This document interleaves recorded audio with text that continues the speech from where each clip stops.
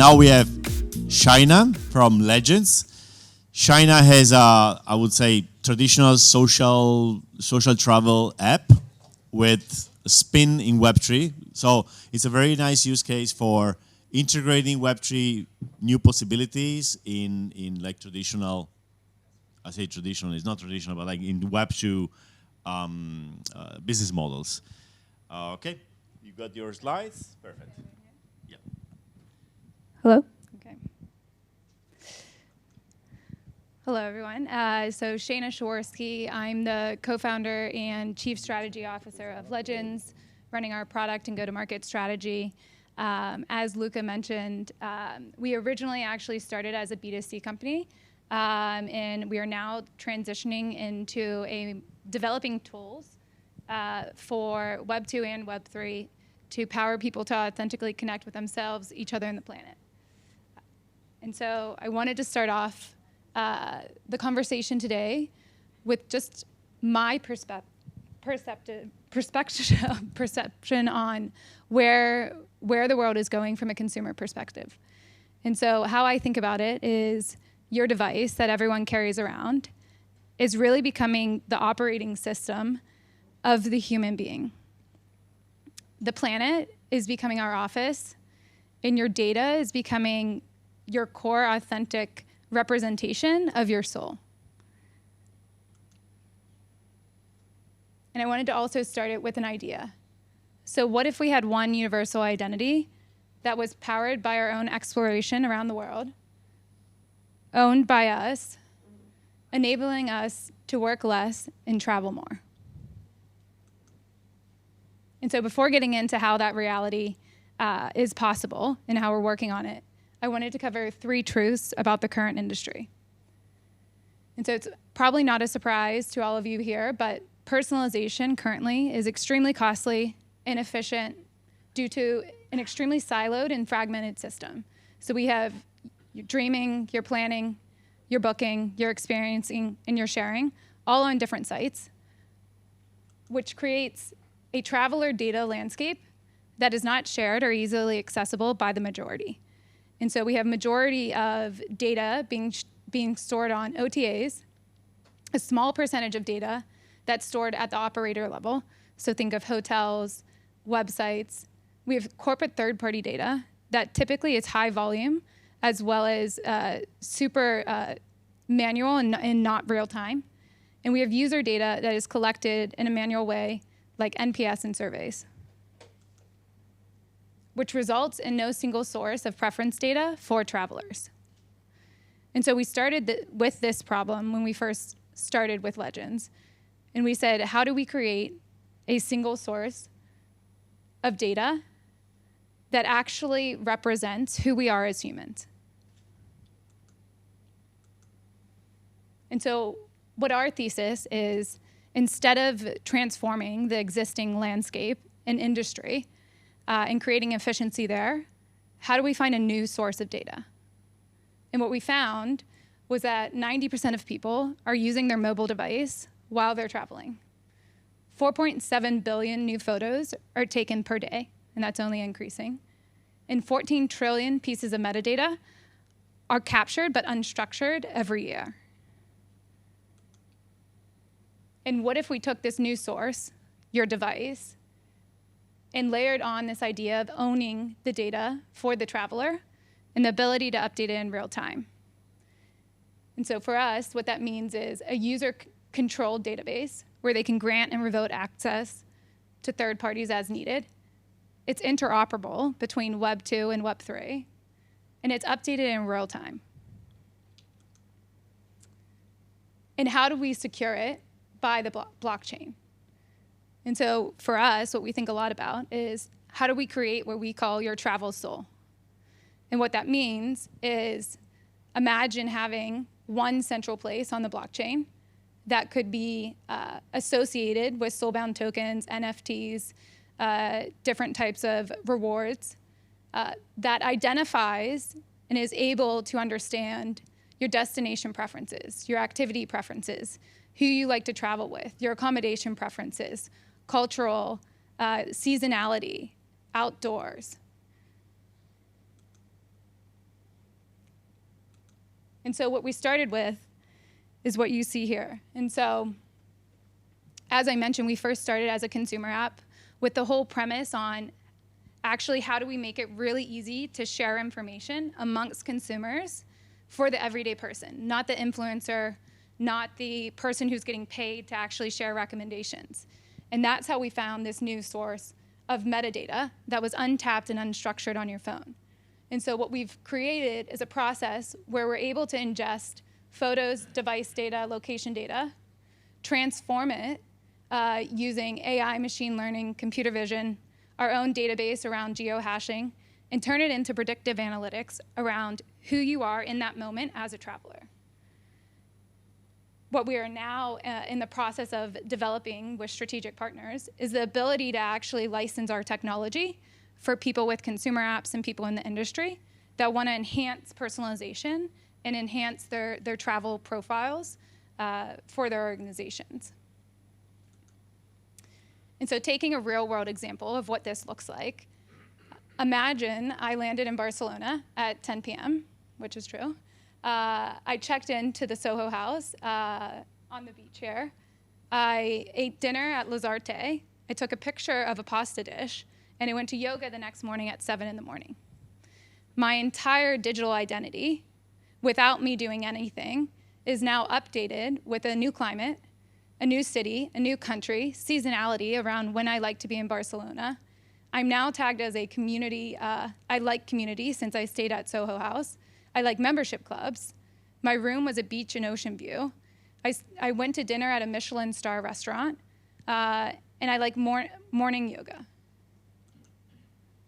And so the types of insights we're able to infer are from the metadata are quite specific and quite actionable to create real-time personalization for brands as well as individuals trying to connect. And so we're doing some matching stuff as well.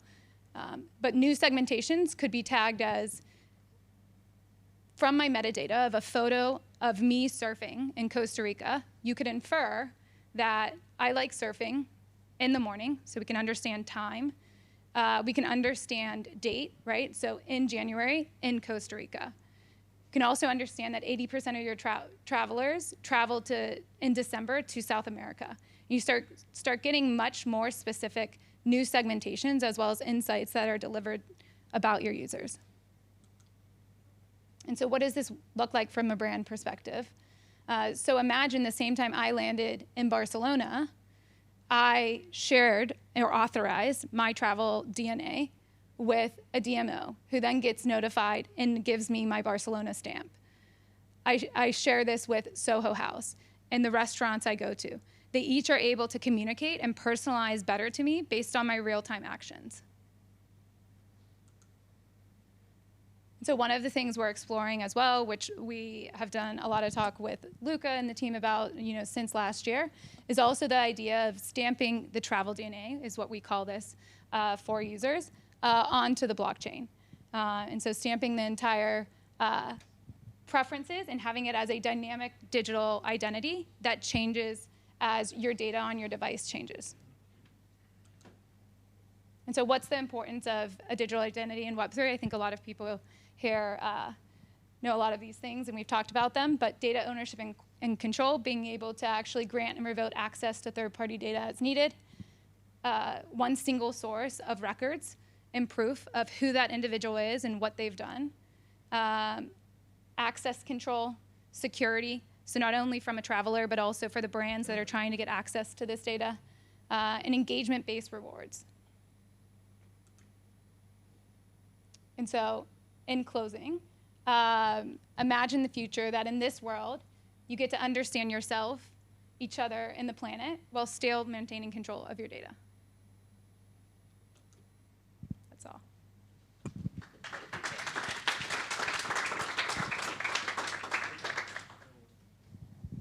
I got a question.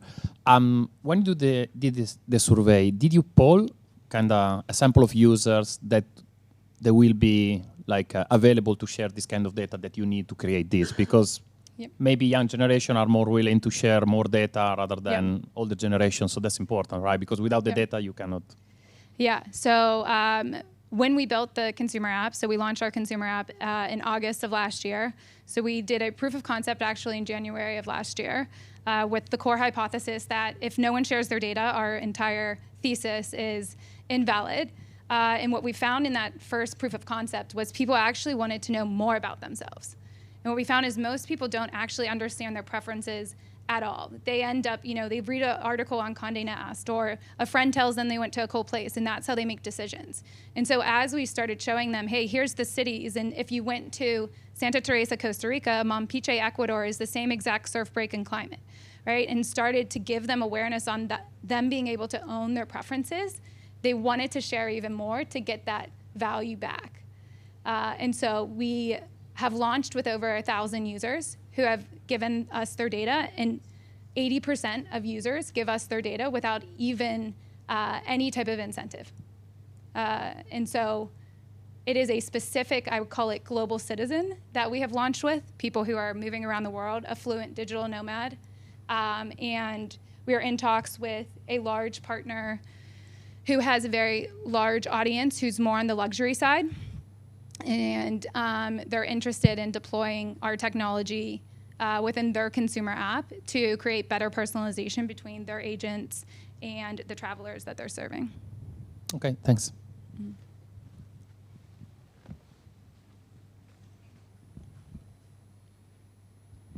You said that you are storing the data on chain, so the preferences. How do you work around GDPR and the right to be forgotten? Yeah, so originally we're built on Web 2, and so we're doing proof of concepts right now in Web 3, and one being that part of blockchain.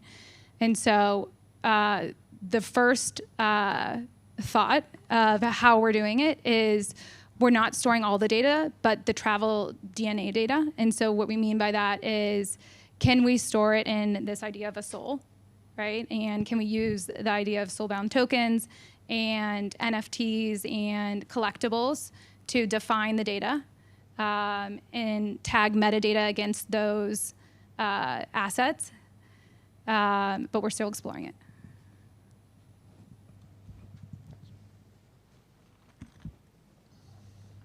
I really like the idea of having my data, all my travels, in some machine which tells me about me.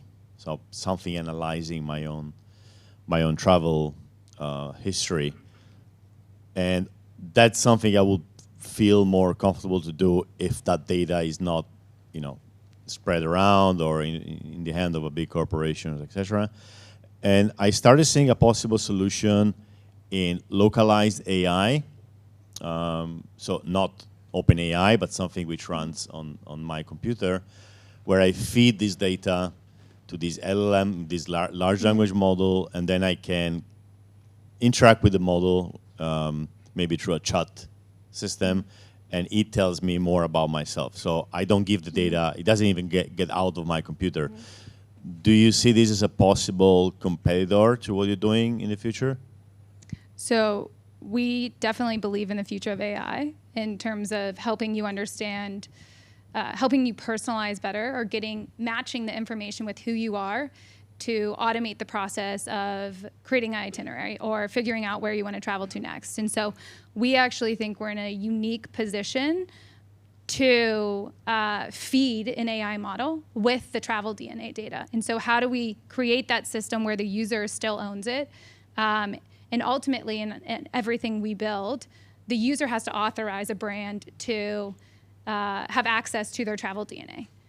And so can we apply AI where their travel DNA goes into that system, and then they're able to understand better about their preferences now when they're asking the model for new recommendations?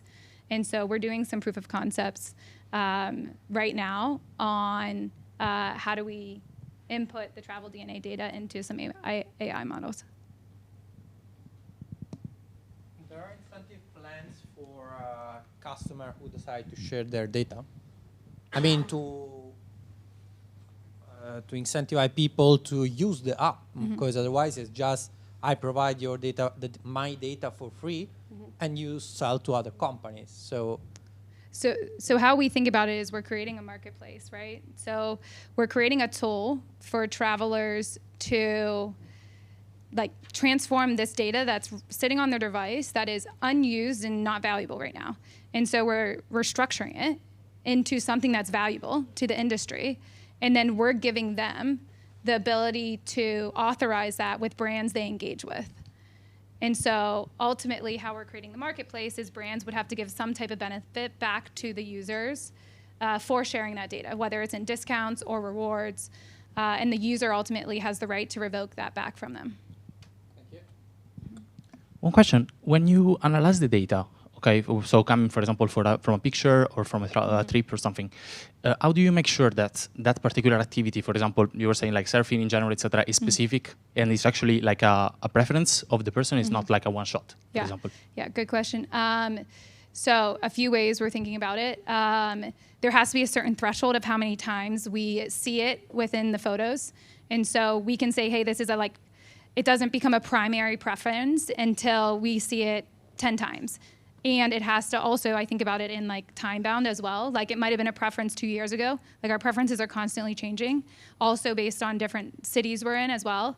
And so how do we understand if it's relevant in this moment or for what they're looking for? Yes. Quick question. In the consumer app, first of all, is it going to survive or you're pivoting? And secondly, are you asking people to take photos on the app or you're accessing the roll on the phone? Yeah, so will the app survive? The app, we see it as as our sandbox for what we're able to develop for other companies. And so everything that we're doing it first on our app, and then we're saying, okay, this is a visualization of what you could do with your customers. And so I think it's really valuable to have that and to continue to learn. Also, we see the app potentially being the holder of those benefits in the marketplace, right? And so as you share your DNA data and the control.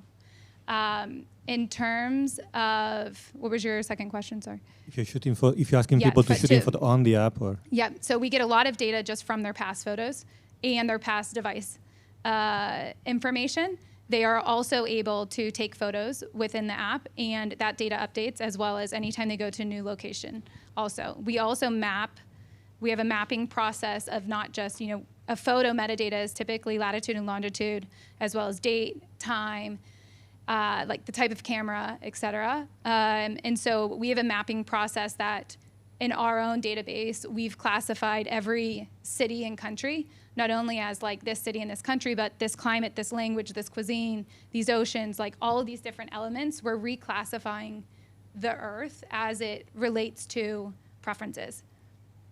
Thanks. Okay, thank you. All right, thank you, Shaina. Thank you so much.